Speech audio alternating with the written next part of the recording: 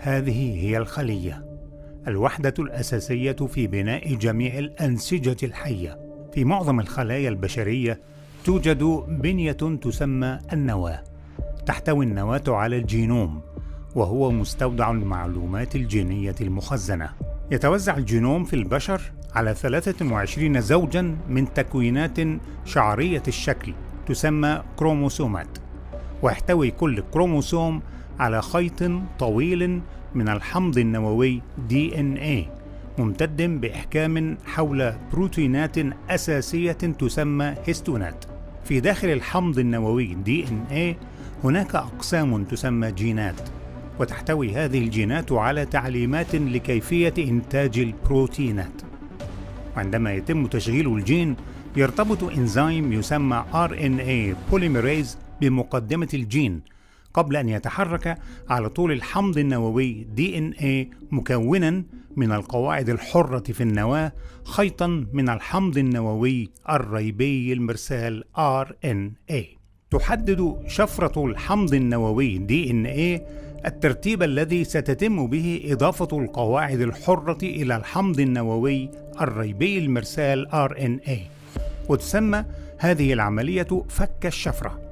فقبل استخدام الحمض النووي الريبي المرسال RNA كقالب لإنتاج البروتينات يجب أن تتم معالجته، وهي عملية تتضمن إزالة وإضافة أقسام من الحمض النووي الريبي RNA قبل أن ينتقل RNA من النواة إلى سيتوبلازم، حيث تقع مصانع البروتين المسماة ريبوسومات، والتي تربط نفسها بالحمض النووي الريبي المرسال RNA.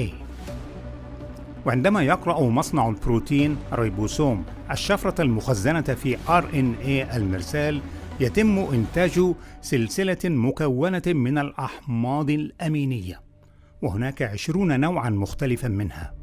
تنقل جزيئات الحمض النووي الريبي RNA الأحماض الأمينية إلى ريبوسوم، وتتم قراءة الحمض النووي المرسال RNA على أساس 3 قواعد في كل مرة.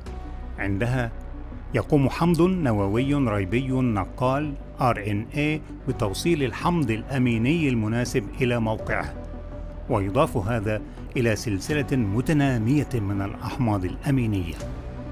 وما إن تتم إضافة آخر حمض أميني فإن السلسلة تنطوي على نفسها في شكل معقد ثلاثي الأبعاد مكونة البروتين.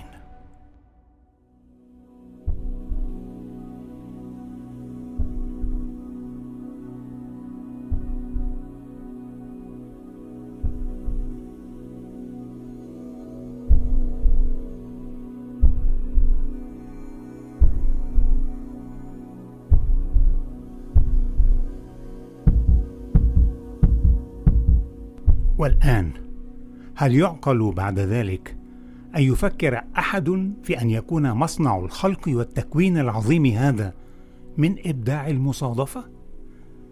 كيف اجتمعت في ترتيب وتتابع مذهل كائنات حية هي أصغر من مثقال ذرة أوحي إليها ذكاؤها الخاص لتقوم بمهمات محددة؟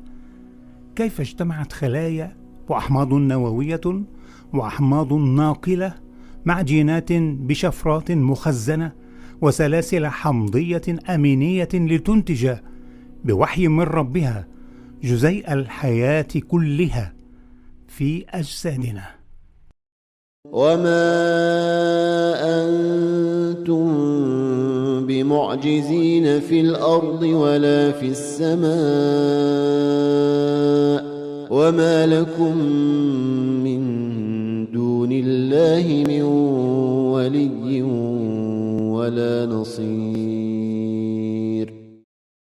هل جمعتها المصادفة لإنتاج جزيء بروتيني واحد؟